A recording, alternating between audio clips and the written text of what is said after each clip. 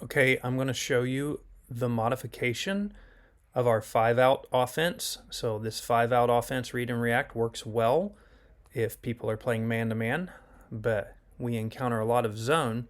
And so we're going to make a couple of adjustments to help this same principle of offense take advantage of the weaknesses in a zone. So you see here their position 5-out. This is man-to-man. But let's say they drop into a 2-3 zone. So here's the first modification we're going to make. We're just going to squeeze those guys down on the bottom to be kind of midway between the basket and the 3-point line. So you're not right up on the blocks where the defender is. You're stretching it a little bit. If you needed to pop out to the corner, you can, but also if you need to make a quick strike into the basket, you can. And so let's say that we're in this and we bring it down. Point guard has the ball, picks a side to throw to. He throws. Now, we know our principle. When we pass the ball, we run to the rim.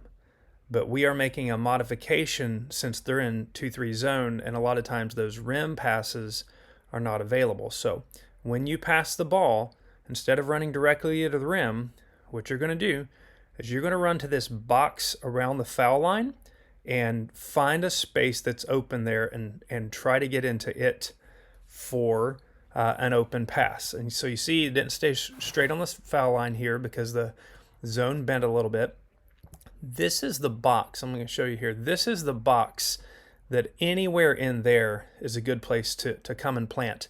And you're looking for the ball. So just instead of running straight to the rim, you're running to that box after you pass. Now, just like in the 5-out, everybody else is going to move to fill the spots. And in this case, we did not get the pass into the interior. So we are moving and filling the spot. And then our wing is going to kick it back to the top because we want to bend the defense. We don't want to just keep pounding it on one side. We want to stretch them around. So we've got it up top, moving it. Defense shifts back. And hey, because we passed, we're making a move into that foul line area. Now that's going to be open quite a bit from that wing pass to the center. So that's a good possibility, but let's say in this case, we don't take it. Our wing fills the open spot, and our 3 is going to go fill that wing spot. Hey, look, we're right back where we started. But we're going to swing it to the other side now and see if we can get some action down low. So, our guard swings it to the opposite side because we want to bend the defense. The defense reacts, and our number 2 finds himself an open spot there that nobody's covering directly because the zone is paying attention to the ball so much. So at this point, got to remember to fill spots just like always.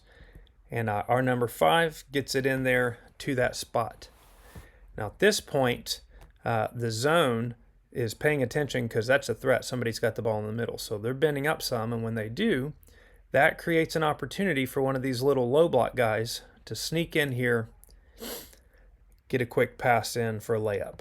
And that's what we're ultimately aiming for, is we're aiming to get a lot closer shots on the rim instead of it being so much 3 ball. Now you still got 3 wings out there, so you'll get 3-point shots, but we're aiming for these in the middle. Now let's see just this in a different action. So next trip down, we scored here. Congratulations. Next trip down, ball back in play here. So we're set up like we were before. This time we're going to that would be the right side of the court if you're, actually playing, if you're from the guard's position. So he throws it, defense bends, guard comes down and takes position on the wing. Then our fillers are going to fill.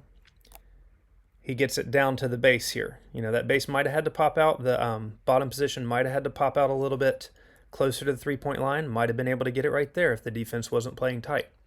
So at this point, people still having to fill gaps or fill spots. So the 1 has vacated.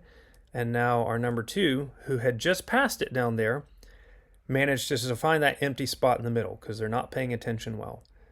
We get the ball in the middle there. Gaps are filling. So look at this now. Remember, basketball is a game of triangles. And so it's an ideal thing when you are with the ball to have as many triangle options as possible for you to pass to. So in this case, look, you've got a triangle from 2, 3, 4.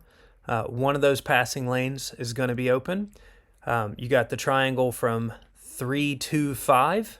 One of those passing lanes is likely going to be open. And you've got a triangle of 2, 5, 1. And one of those passing lanes is likely to be open. Or you might just have a gap there for a shot. So this is such a powerful position to get the ball from if we have proper spacing. So let's see what happens in this case. They're not paying attention. That defender on the weak side comes up some because he knows he's got to protect the rim, and that lets our offside guy sneak in, get a quick pass, and what's he going to do? Finish the layup. So again, I'm just getting you back in the main position here. This comes from just squeezing those baseline guys in. So instead of camping out behind the three-point line, you're going to camp out mid-range, and instead of running straight to the rim, you're going to run first to that decision box around the foul line, and we're going to try to get the ball into there and then manipulate for shots on the bottom. Now, of course, in the flow of the game, there's a lot of chaos. You'll get a lot of just shots that aren't directly designed from this, but it should help us with rebounding, should help with getting shots closer, and should help rack up fouls on the other team. So that's, we'll call it play number 3, because 5 is when the 5 are out, 3 is when 3 are out. There we go.